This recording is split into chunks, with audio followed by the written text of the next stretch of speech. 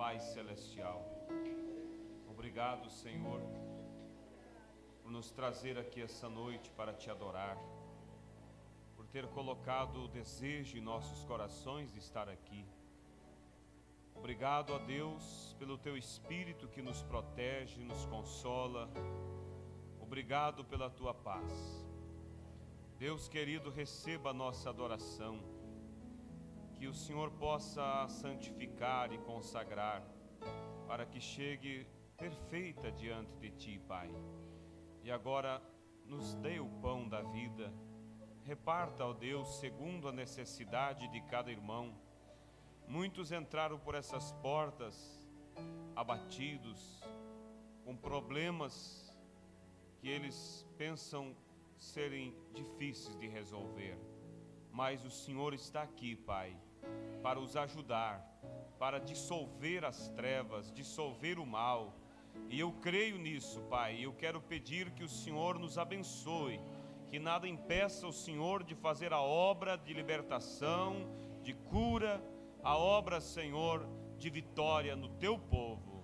Capacita-me, ó Deus, para transmitir a Tua palavra e a Tua unção, pois pedimos a bênção sobre mim, o pregador, e sobre toda a congregação, os presentes e aqueles que estão pela internet, Pai.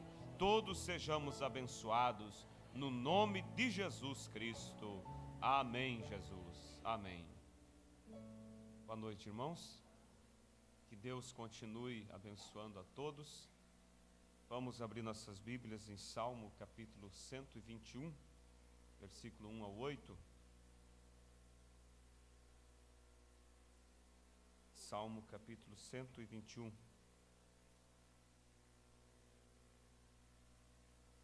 É muito bom adorarmos a Deus e adorar a Deus verdadeiramente com o coração aberto, né? Você se entrega junto com o teu louvor. E o Pai busca, diz a Bíblia, os adoradores que o adoram em espírito e em verdade. E que cada um de nós seja esse verdadeiro adorador. Amém? Salmo 121, versículo 1 ao 8. Elevo os meus olhos para os montes. De onde me virá o socorro? O meu socorro vem do Senhor que fez o céu e a terra. Não deixará vacilar o teu pé, aquele que te guarda não tosquenejará. Eis que não tosquenejará, nem dormirá o guarda de Israel. O Senhor é quem te guarda, o Senhor é a tua sombra à tua direita. O sol não te molestará de dia, nem a lua de noite. O Senhor te guardará de todo mal. Ele guardará a tua alma. O Senhor guardará a tua entrada e a tua saída, desde agora e para sempre. Amém? Podeis assentar? Você crê que essa escritura é para ti? É uma profecia, uma promessa de Deus para cada um de nós, e que cremos que a palavra de Deus, ela é verdadeira e fiel, e que Deus é cumpridor de sua palavra. Amém? Nós estivemos esta manhã na escola dominical falando sobre o posicionamento no corpo de Cristo, e fomos muito abençoados em saber a forma que podemos ser posicionados no corpo, porque um membro fora do corpo, ele não tem utilidade.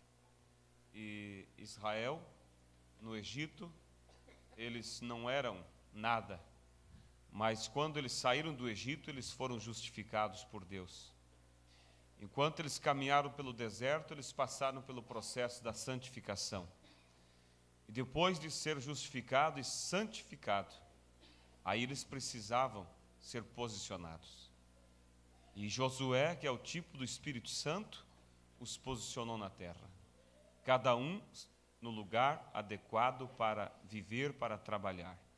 E o Espírito Santo hoje, depois que nós passamos pela justificação, pela santificação, depois que nós nascemos de novo, o Espírito Santo, ele vem para posicionar cada um de nós no corpo de Cristo.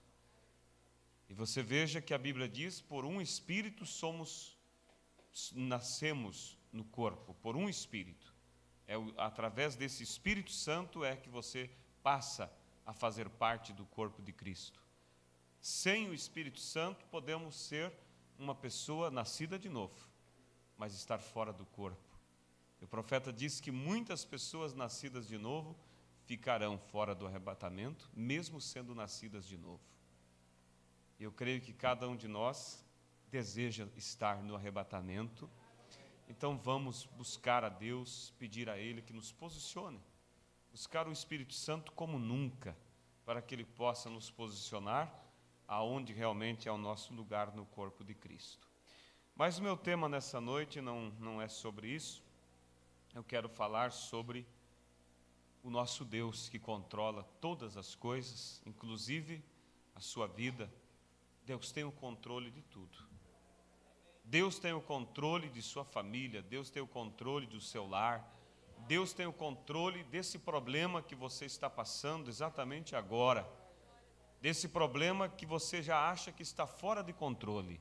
Deus tem o controle de tudo. Tudo que Deus espera é que nós dê uma chance para Ele trabalhar, é que nós possa dar espaço para Ele. Deus tinha o controle sobre a pescaria de Pedro, mas Ele precisava de uma chance para dizer a Pedro aonde Pedro lançar a rede. E quando Pedro ouviu, quando Pedro fez segundo a ordem de Cristo, ele pegou 153 grandes peixes. Então, muitas vezes nós temos procurado pescar a noite toda, nós temos lutado para resolver nossos problemas da nossa maneira, da nossa forma, da nossa razão, e acabamos cada vez afundando mais, criando mais problemas, mais consequências, mais dificuldades. E é necessário nós entregar nas mãos de Deus e deixar Deus trabalhar. Eu quero falar sobre, dar uma continuidade aqui sobre o que falamos quarta-feira, quando nós mostramos que Deus tem o controle sobre todas as coisas. E a escritura que nós lemos disse que Davi dizendo, por certo, em uma de suas horas de tribulação, porque Davi era um homem que passou por momentos difíceis. Havia muitos inimigos que queriam destruir, exércitos. Ele estava sempre, tinha que estar sempre vigiando. E, por certo, quando ele escreveu esse Salmo 121, porque foi Davi quem escreveu os Salmos, ele deveria estar rodeado, cercado de problemas. E ele já tinha procurado entender uma forma para sair daquele problema, e ele não tinha visto saída alguma, segundo as suas estratégias naturais. Então ele pegou a pena, e ele pegou o tinteiro e começou a expressar o que estava no coração dele. E ele disse: eleva os meus olhos para os montes, de onde me virá o socorro? Uma pergunta, ele se fez a pergunta. Mas em seguida a inspiração levou ele a responder a própria pergunta que ele faz. O meu socorro vem do Senhor, que fez os céus e a terra. O meu socorro vem daquele que domina sobre todas as coisas. Eu penso que desse momento em diante a pena começou a transcorrer com mais leveza. E Davi começou a sentir paz, porque Davi cria na inspiração. E ele seguiu e disse: não deixará vacilar o teu pé. Olha, começa a profecia agora, começa Deus falar: não deixará vacilar o teu pé aquele que te guarda. Aquele que te guarda não cochila, não tosquenejará. Eis que não tosquenejará, nem dormirá o guarda de Israel. Irmãos, nesta hora, nesse momento, Davi já estava com certeza jubilando na presença de Deus, batendo palmas, glorificando. Porque ele, quando ele se viu apertado, ele não abriu a sua boca para murmurar. Ele não pegou a sua pena para escrever críticas contra Deus, o que muitas vezes fazemos. O que muitas vezes nós nos assentamos para falar das nossas amarguras e para dizer que o mundo está desabando. Mas Davi não, ele só disse: eu elevo meus olhos para os montes e me pergunto, de onde pode vir o socorro para mim?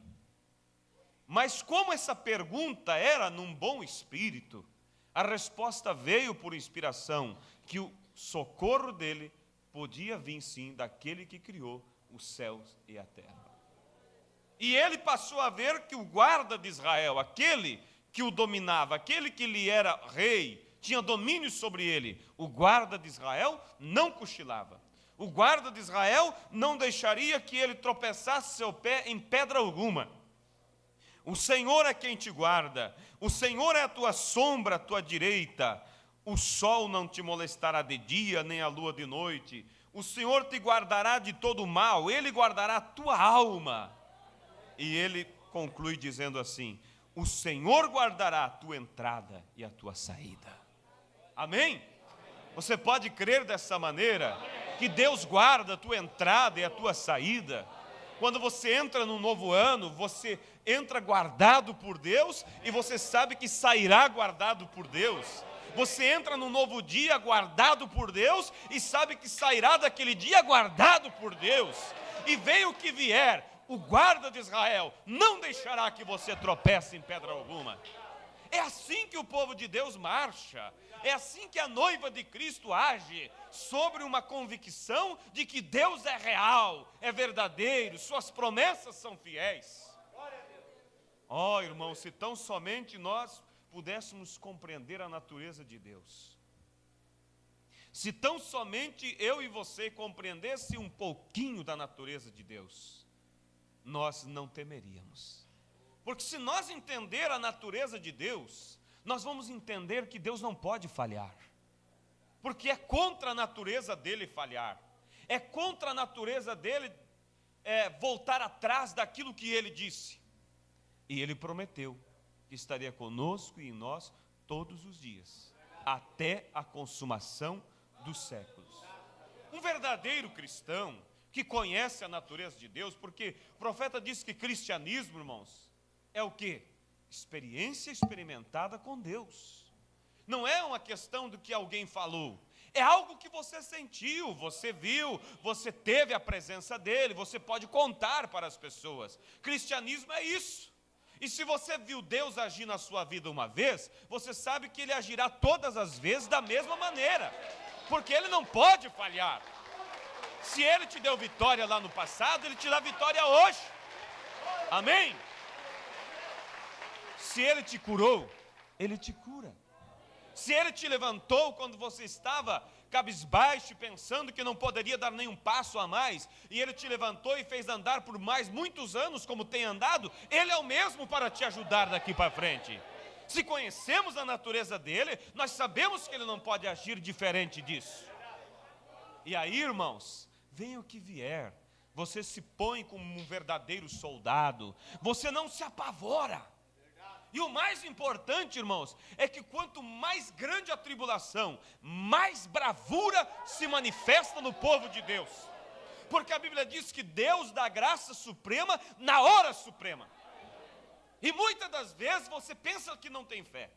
Mas quando o problema surge, você vê aquilo manifestar, aquela fé surgir das entranhas da sua alma, e você se posiciona como um filho de Deus, e você dá ordem para o diabo, e ele tem que sair.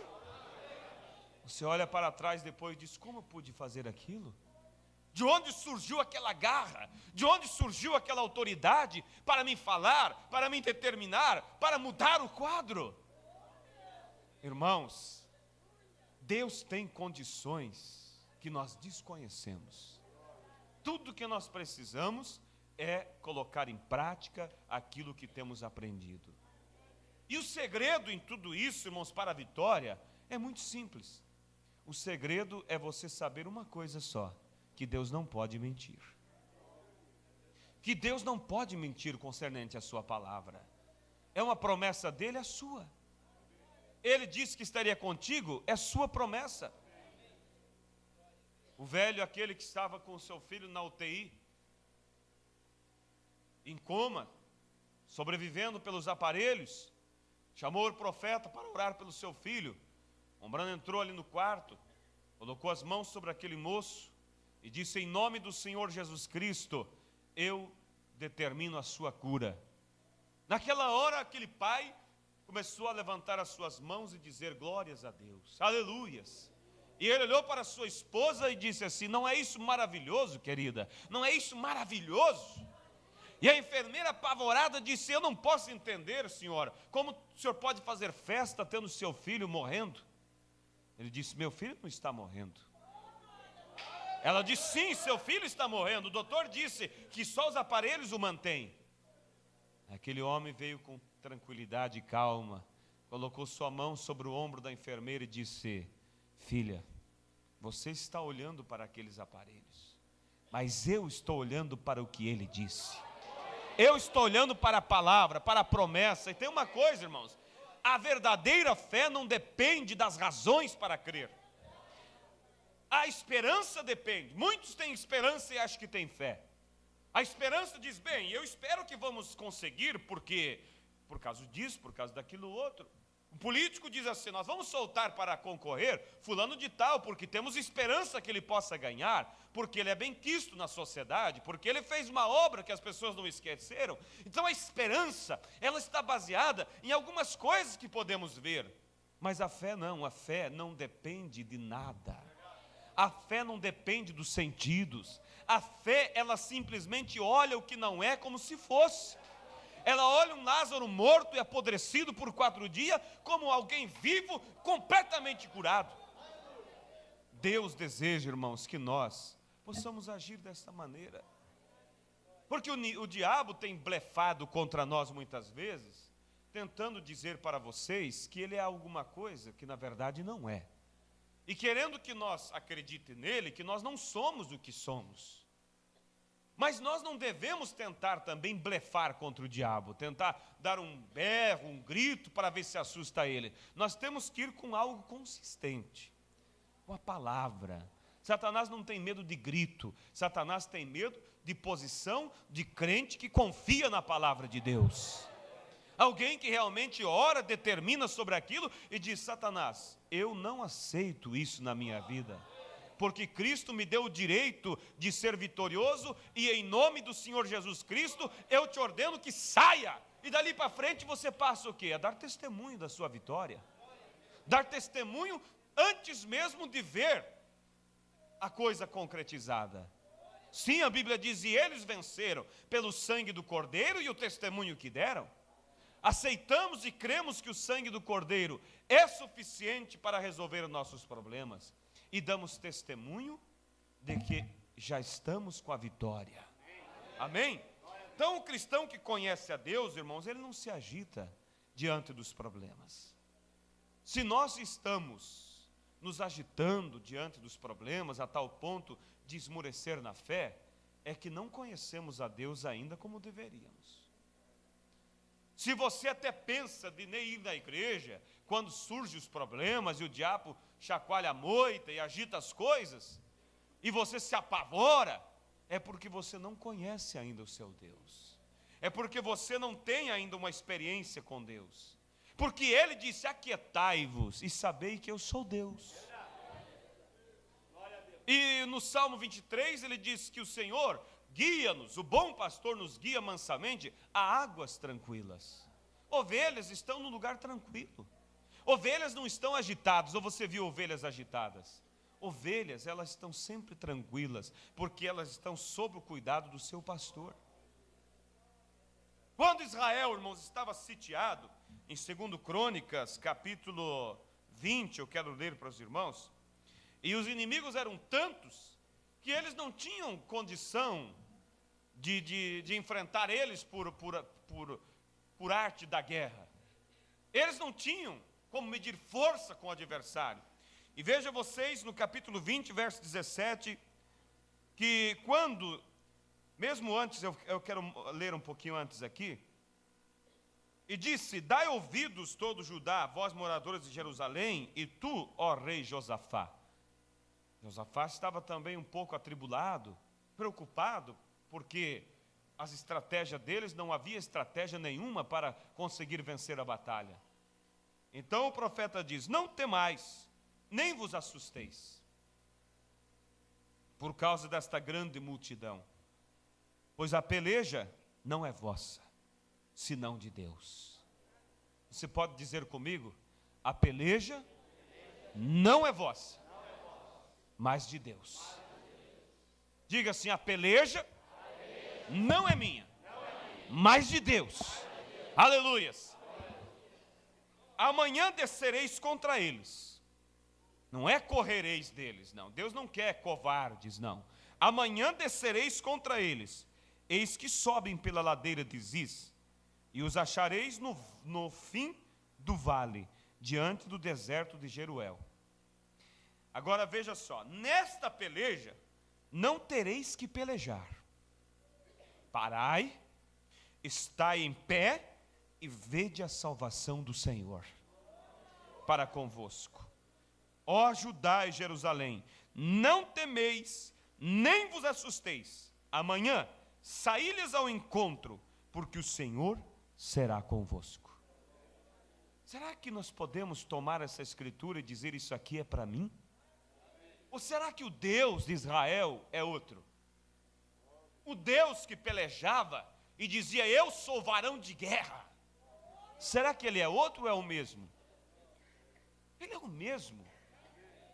Se houve homens e mulheres que puderam se colocar pela palavra e crer, e descer, porque Israel não retrocedeu. Israel desceu e enfrentou o inimigo, sabendo que a peleja não era deles. Então Josafá se prostrou, com o rosto em terra, e todo Judá e os moradores de Jerusalém se lançaram perante o Senhor, adorando o Senhor. Depois que viram os inimigos esfacelados, foi isso? Não, antes mesmo. Eles ouviram a promessa: a peleja não é vossa, mas do Senhor. Descei.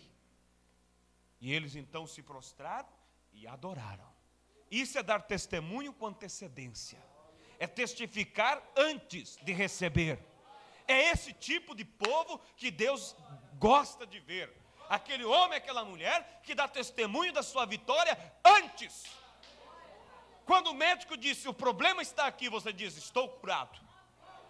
Pode fazer outro exame e o senhor não verá mais nada aqui, porque o meu Deus é Deus para me curar. O meu Deus é Deus para me tirar dessa situação. E quantos fizeram isso e viram os resultados? Levante sua mão. Quantas vezes? Praticamente todos nós. Nosso Deus, irmãos, é um Deus que se agrada e não decepciona. Não decepciona. Que tal se você prometesse para mim e dissesse: olha aqui, ó, conta comigo. Para um determinado assunto aí, você dissesse: conta comigo. Se você se vê aperto, pode contar comigo, que eu estarei contigo ali e você sabe que eu posso te ajudar. Irmãos, eu ia confiar em você. Eu ia ir tranquilo, porque eu sabia que você poderia tomar a situação e simplesmente mudar o quadro. Agora, se eu confio em você, que é um homem como eu, meu Deus, por que não confiamos em Deus? Por que não confiamos em Deus quando Ele diz: eu estarei convosco e em vós todos os dias? Quando Ele diz: tudo que pedires em meu nome será feito, meu Deus. É promessa para mim, é promessa para você. Quando Ele prometeu que nós seríamos por cabeça, não por cauda, mas por cabeça, para dominar, para reinar, reis e sacerdotes. Quem é o diabo para ficar cantando galo no seu terreiro? Você é o chefe ali, você é quem manda, você é quem tem autoridade, você é quem tem o anel do rei. Aleluias! Essa é a promessa de Deus. O homenzinho baixinho, sem muita influência na sociedade, pequeno em estatura, pequeno na influência também, não era conhecido de ninguém. Mas alguém chegou e disse: está aqui uma carta do rei. É um documento do rei, com o selo do rei, e você tem que levar lá. E quando você chegar nos portões das cidades e os guardas te parar, você grita e diga: eu tenho a mensagem do rei. E aquele homenzinho de seu profeta, que ele corria com tudo que tinha, e quando ele era barrado, ele levantava e dizia: abram alas, porque eu tenho a mensagem do rei. Aleluias! Você tem a mensagem do rei. Você pode dizer isso: eu tenho a mensagem do rei, eu tenho a promessa do rei. Glórias a Deus. Esse é o Deus que nós servimos. Você pode me ajudar a pregar essa noite. Você pode me ajudar a trazer a presença de Deus. Você pode me ajudar a ter enfermos curados, pessoas libertadas, se você trazer a presença do Espírito Santo, porque você é a autoridade de Deus essa noite aqui. A obra está contigo, a autoridade está contigo. É você que vai mudar a coisa, porque você tem a mensagem do rei. Ninguém pode te barrar no caminho. Que vão pedir explicação para o rei. Foi ele que te deu essa autoridade. Aleluias. E então Josafá se prostrou com o rosto em terra, e todo Judá e os moradores de Jerusalém se lançaram perante o Senhor, adorando ao Senhor. Quando? Antes ainda da vitória. Só pela promessa, eles já foram adorar ao Senhor. E o que fizeram? E levantaram-se os levitas, os que cantam, os que tocam, que é um ministério de grande honra diante de Deus. E quando você adora a Deus em espírito e em verdade, você está trazendo a presença de Deus para o culto. Seja aqui ou seja no banco onde você está. E levantaram-se os levitas. Mas o que os levitas estavam fazendo na batalha? Lugar de levita era no templo. Lugar de levita era estar na igreja. Será que é isso, irmãos? Adoração não é só na igreja, não. Adoração é no trabalho, adoração é na batalha, adoração é na luta, adoração é no caminhão, é no carro, é na viagem, onde você está.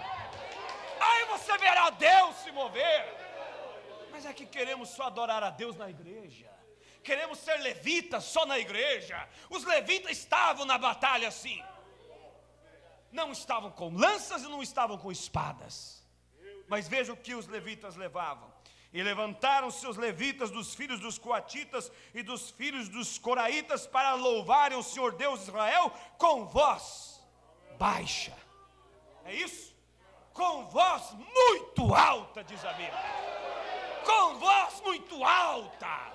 Aleluia!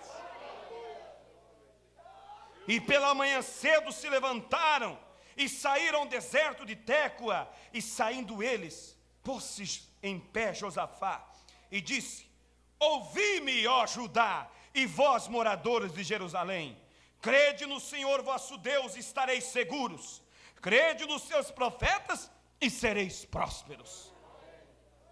E aconselhou-se com o povo.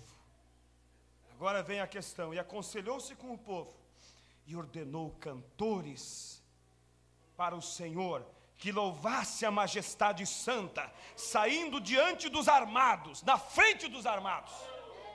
Mas que coisa sem graça aos olhos do inimigo.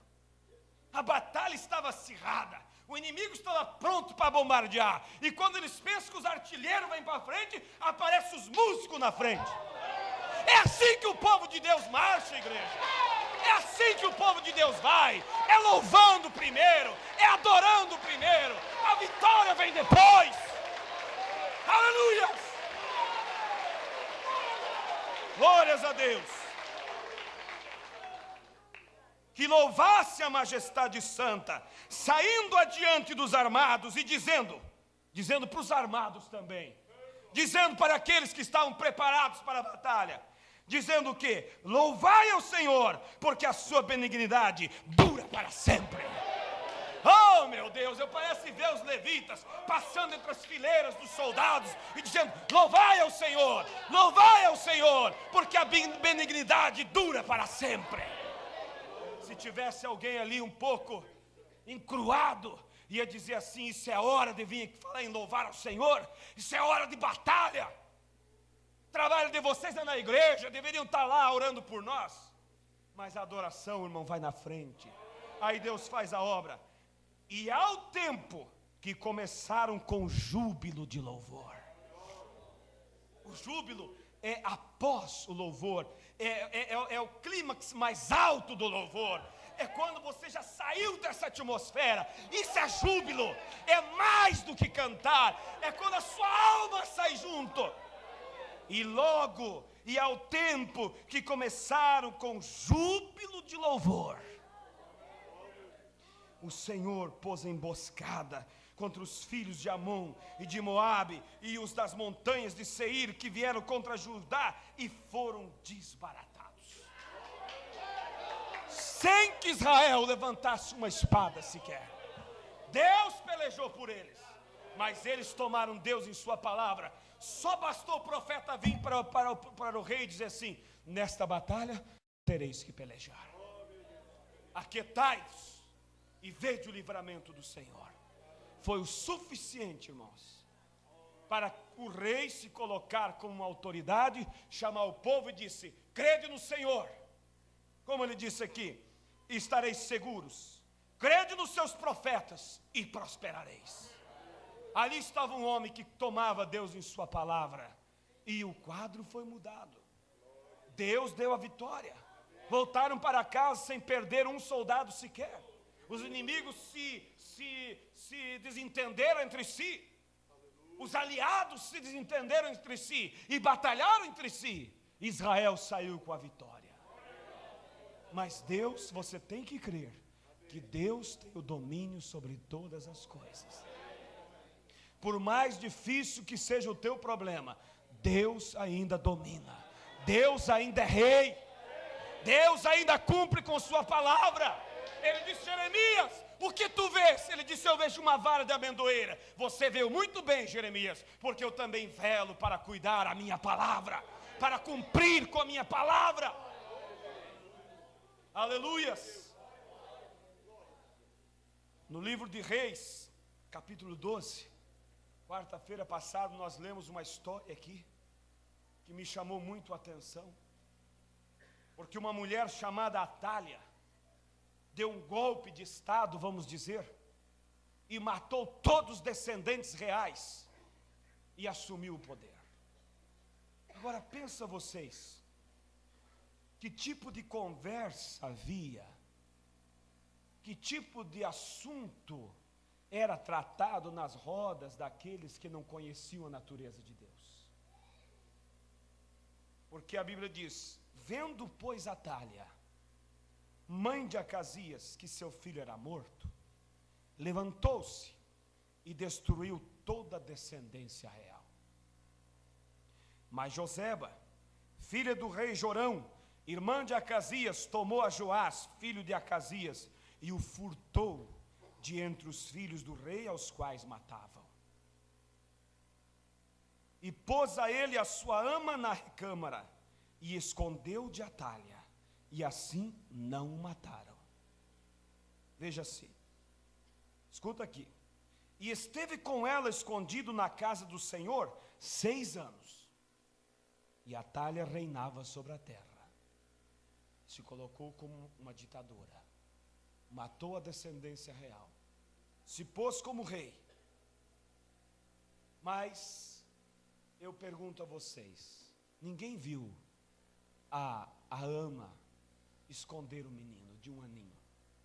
Ninguém sabia.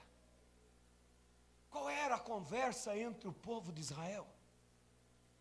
Qual era a conversa entre aqueles que não conheciam a natureza de Deus? Era o seguinte: Deus não cumpre sua palavra.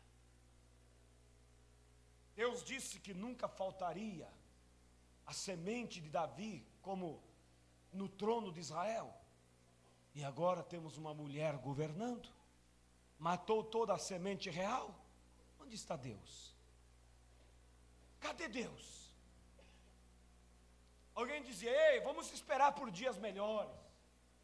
Que dia melhores você pode esperar?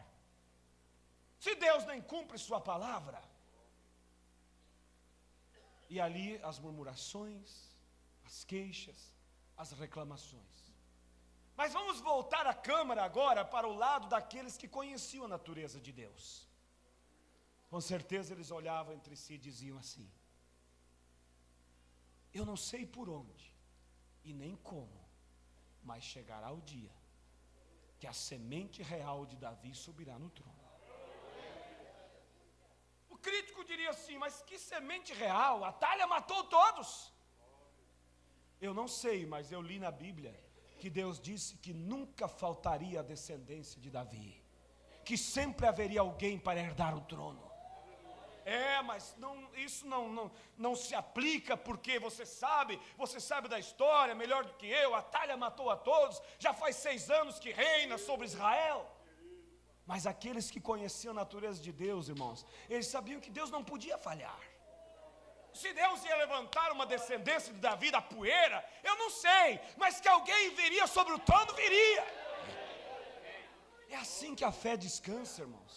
É assim que a fé olha. Quando todos achavam que Deus tinha perdido o controle, havia alguns em Israel que criam que Deus tinha o controle das coisas ainda. Deus tinha escondido aquele bebê. Não foi a esperteza da ama, mas foi a grandeza de Deus para cumprir a sua palavra.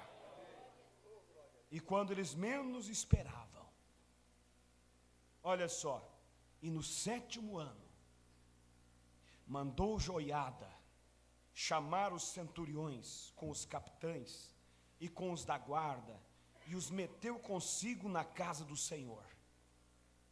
Era segredo de Estado. Só a ama sabia, e o sacerdote, porque ela trouxe o menino para dentro da casa de Deus. Não era ela, era Deus cumprindo a sua palavra. Irmãos, quando eu li isso aqui esses dias, eu pensei: Deus tem o controle de tudo. Pode as coisas aos nossos olhos parecer confusas, mas Deus tem o controle. Por onde Deus vai trazer a vitória, eu não sei, mas Deus não pode falhar. Deus disse: haverá uma super raça, haverá uma noiva palavra. Ele disse, e a verdade se cumpre. Para alguns, estão se escandalizando, dizendo que as coisas, Deus tem o controle, Deus não pode perder. E se você conhece a natureza de Deus, você está exatamente assim, quieto, aguardando e vendo como Deus fará as coisas. Aleluias! E o sacerdote então chamou os guardas, chamou os homens do exército, trouxe para dentro da casa e fez eles jurar diante dele fidelidade ao que ele iria contar-lhes. Era surpresa, ninguém sabia. E ao 7º ano mandou Joiada chamar os centuriões, com os capitães e com os da guarda, e os meteu consigo na casa do Senhor, e fez com eles um concerto, e os ajuramentou na casa do Senhor, e lhe mostrou o filho do rei. Aleluias! Chegou a hora de mostrar fisicamente a promessa de Deus, mas há um momento de você crer nela sem ver com os olhos. E havia, por certo, muitos daqueles homens, aqueles centuriões olharam, suspiraram da alma e diziam: eu sabia. Irmãos, eu creio que eles olharam para o outro e disseram: eu não te disse que Deus não pode falhar. Aleluias, irmãos, nós devemos ter uma fé desta forma. Mas quantos tinham perdido a fé já em 7 anos? Esperaram, quem sabe, 1 mês, 2 meses, quem sabe escapou um filho do rei. Nada, tudo quieto. 1 ano, irmão, 2 anos, 5 anos, não é 5 meses. Mas Israel se manteve esperando. Era segredo, ninguém sabia. Somente o sacerdote e a ama, a babá, sabia do que Deus estava fazendo. Há alguns que sabem, mas outros sabem por fé, e esses são mais bem-aventurados ainda. Porque disse Jesus: bem-aventurado é aquele que não viu, mas creu. Aleluias! E então mostrou o filho do rei, e deu-lhes ordem, dizendo: esta é a obra que vós haveis de fazer. 1/3 parte de vós que entra no sábado fará a guarda da casa do rei. Aqui vamos parar um pouquinho. Depois que a promessa é manifestada, ainda depende de nós querer aplicar ela ou não. Porque haveria muitos argumentos. A criança tinha 7 anos.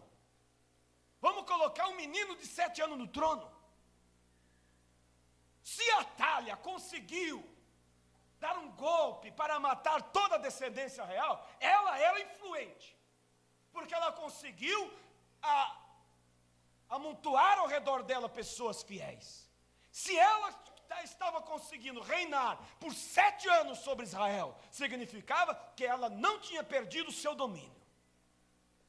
Agora era a hora deles mostrar se eles realmente criam na palavra de Deus ou não. Vamos esperar o menino crescer um pouco mais. Vamos esperar ele se tornar um homem. Irmãos, deixa Deus fazer as coisas.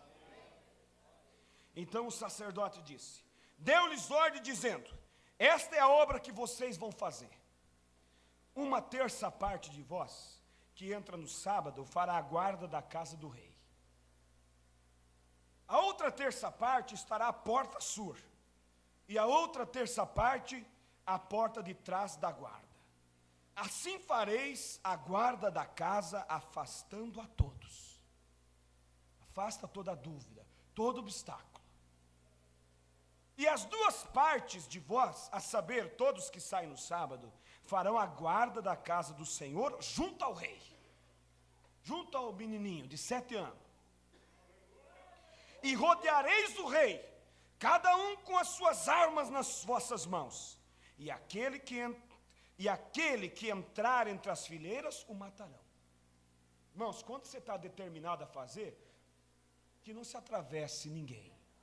Que não venha demônio de dúvida. Você cruza todos pela espada. Você sabe que é a palavra de Deus se cumprindo. Você tem o assim diz o Senhor para aquilo. Eles estavam determinados. As 2 partes. E rodeareis o rei, cada um com as suas armas nas mãos, e aquele que entrar entre as fileiras o matarão, e vós estareis com o rei guardando, com o rei quando sair e quando entrar. Fizeram, pois, os centuriões, conforme tudo quanto ordenara o sacerdote Joiada, tomando cada um os seus homens, tanto aos que entravam no sábado, como aos que saíam no sábado, e vieram ao sacerdote Joiada. E o sacerdote deu aos centuriões as lanças e os escudos que haviam sido do rei Davi, que estavam na casa do Senhor. E os da guarda se puseram cada um com suas armas na mão, desde o lado direito da casa até o lado esquerdo da casa, da banda do altar e da banda da casa, junto ao rei e em redor. Então ele tirou o filho do rei e lhe pôs a coroa. E lhe deu o testemunho, e o fizeram rei, e o ungiram, e bateram as mãos, e disseram, viva o rei! E Atália, ouvindo a voz dos guardas, dos da guarda e do povo, entrou ao povo na casa do Senhor, e olhou, e eis que o rei estava junto à coluna. Conforme o costume, e os capitões e as trombetas junto ao rei, e todo o povo da terra estava alegre, e tocavam as trombetas, e então Atália rasgou os seus vestidos e clamou, traição, traição! Mas não adiantava mais, ela estava vencida, ela estava aniquilada, porque Deus guarda a sua palavra, porque Deus tem domínio. Oh, irmãos, quantas vezes ela deve ter mandado espias para ver se escapou alguém? Deus tem domínio, irmãos. Nada está fora do controle de Deus. Oh, como Israel pôde glorificar a Deus. Mas bem-aventurado eram aqueles que glorificaram antes. Aqueles que antes de ver o filho diziam, Deus cumprirá a sua palavra. Eu não sei, mas essa abominação será tirada dentre nós, porque está escrito, não faltará sobre o trono a descendência real de Davi. O diabo achou que tinha cruzado, rompido o plano de Deus, mas Deus manteve, irmãos, e a descendência de Davi, ela irá até o milênio para reinar, quando ele vem como filho de Davi, para reinar como 1000 anos sobre a terra. Deus não pode falhar. A palavra de Deus é real. Tudo que nós precisamos, irmãos, é tomar Deus em sua palavra.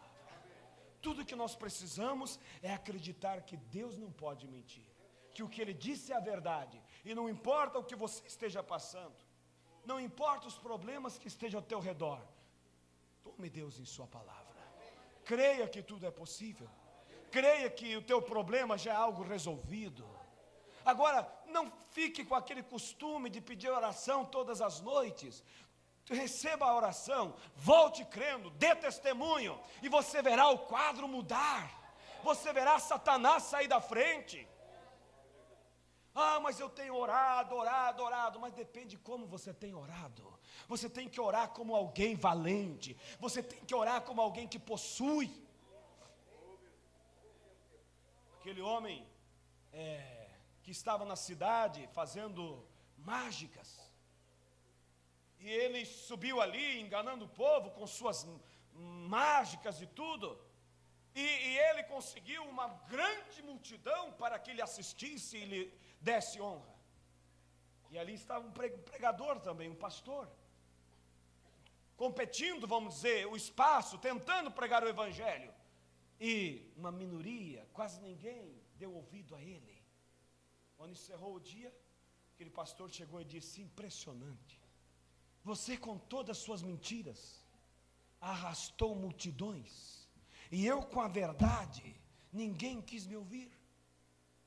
Aquele homem olhou para ele e disse: há uma diferença entre eu e você. É que eu falava das mentiras como se fosse verdade, e você falava da verdade como se fosse mentira. Quer dizer, você não transmitia para o povo, você não mostrava que você cria. Eu falava das mentiras como se fosse verdade. Irmãos, o diabo está ganhando muito com isso. E nós temos a verdade. Vamos falar da verdade sendo verdade. Vamos falar da verdade como a palavra de Deus. Vamos andar como filhos e filhas de Deus. Tomar posse da nossa vitória. Vamos nos colocar de pé nesse momento. E eu quero que você que crê que Deus não pode falhar, você ministrará a tua vitória nessa noite. Você me ajudará, você ministrará a vitória do irmão que está ao seu lado. Eu quero ler um parágrafo da mensagem, e depois Mombeto vai cantar um hino. Minhas mãos estão cheias das bênçãos de Deus. Eu estava ali meditando no escritório e eu tinha pensado que eu ia encerrar esse culto fazendo uma fila rápida, somente impondo as mãos sobre vocês. Mas algo me disse no meu coração: cada um imporá as mãos sobre o seu irmão, porque nós temos que reconhecer que nós temos autoridade. Nós não somos alguém que só depende. Você tem autoridade sobre você. Você pregue, você fale da verdade como sendo a verdade. Creia, tome posse. Na mensagem 1 em 1 milhão, vocês vão receber ela domingo da ceia. O profeta fala do irmão chamado Donavan, um amigo. E esse irmão Donavan, ele era amigo íntimo do profeta. E ele saía caçar com o irmão Branham. E o profeta diz assim: escuta isso aqui. E eu observei Donavan, que do lado direito de sua orelha estava inchado.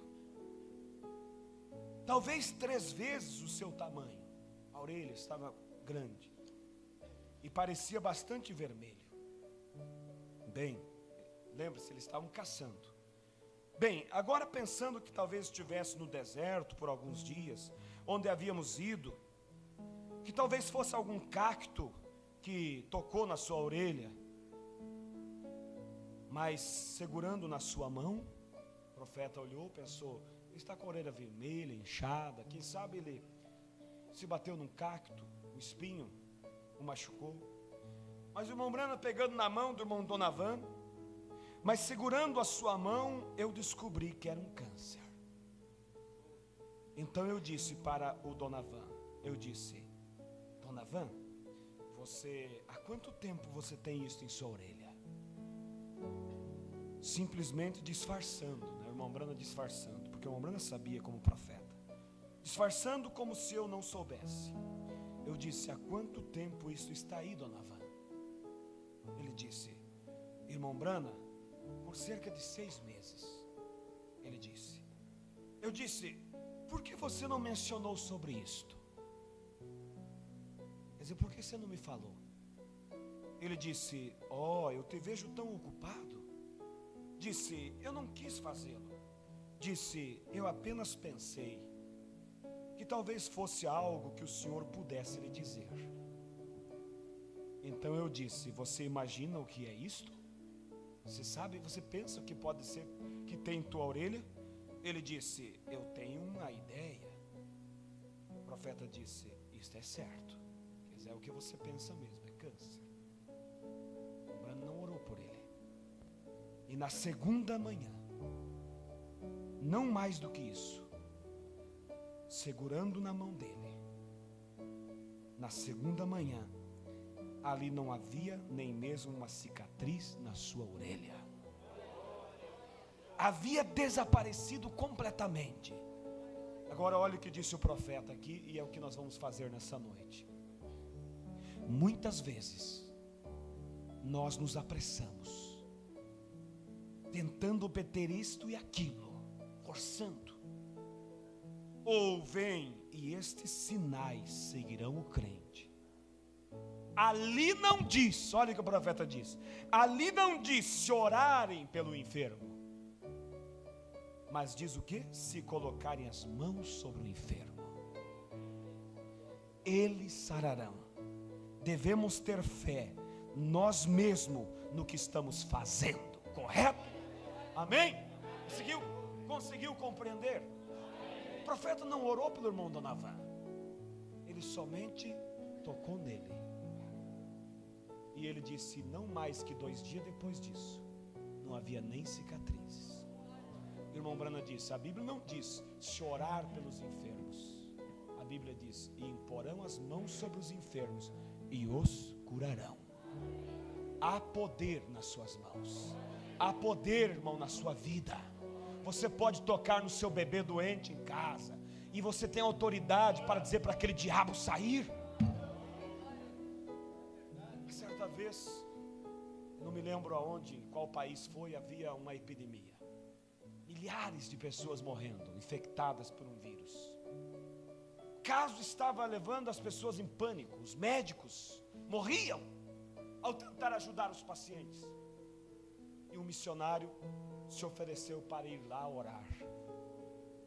Enquanto ele chegava naquele hospital de pestilência, pessoas deitadas no chão morrendo, pessoas em macas, pessoas em camas, e os médicos todos bem protegidos, com luvas, com máscaras. Alguns deles já tinham morrido ao tentar ajudar, foram infectados. Aquele missionário andava entre as fileiras, entre aquele monte de gente moribundo, sem nenhuma máscara, sem nenhuma luva. E ele ia tocando nas pessoas, orando pelas pessoas, e as pessoas iam sendo curadas. O médico chegou e disse: senhor, tu não tem medo de ser contagiado pela doença? Aquele missionário olhou e disse assim: pegue da baba desse doente. Aí o médico pegou, põe sobre o microscópio. Ele colocou, e lá estavam todos aqueles germes da doença se movimentando. Ele disse: põe isso agora sobre minha mão. E quando o médico colocou sobre sua mão aquela baba infectada, ele disse: agora põe sobre o microscópio. E quando colocou, estavam todos mortos. Há poder, há uma energia no povo de Deus. O irmão Brana disse que há uma circunferência de 3 metros. Não é só no tocar em você, há uma energia, uma circunferência ao teu redor. Não era a sombra de Pedro que curava, era energia ao redor, na circunferência de Pedro, que o paralítico andava. Eu sou crente do mesmo evangelho de Pedro. Eu sou crente do mesmo evangelho de William Branham. Eu desafio a todos nessa noite. Tudo pode acontecer, porque você é um transmissor de poder, você é um transmissor de virtude, porque você é um sacerdote do Deus Altíssimo. Creia, creia, não olhe para você, Não olhe para você agora, olhe para a promessa. Aleluias! Vamos enviar os levitas agora para a frente. Vamos colocar na frente da batalha. Vamos começar a cantar. E você vai tocar. E você vai tocar no seu irmão. E ele será curado. Ele será liberto. Aleluias! As minhas mãos Isto é o estão assídio do Senhor, é a promessa de cheias. Deus. As suas bênçãos, as minhas mãos estão cheias, as suas bênçãos, as minhas mãos estão cheias, as suas bênçãos, as minhas mãos estão cheias.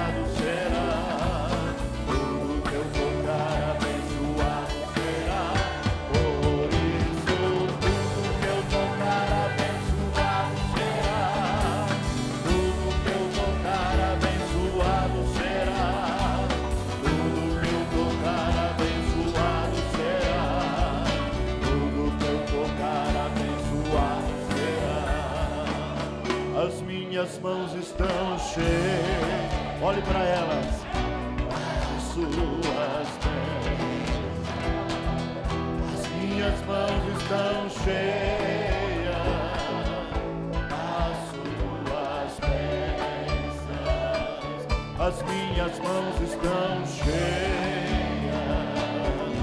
as suas bênçãos, as minhas mãos estão cheias.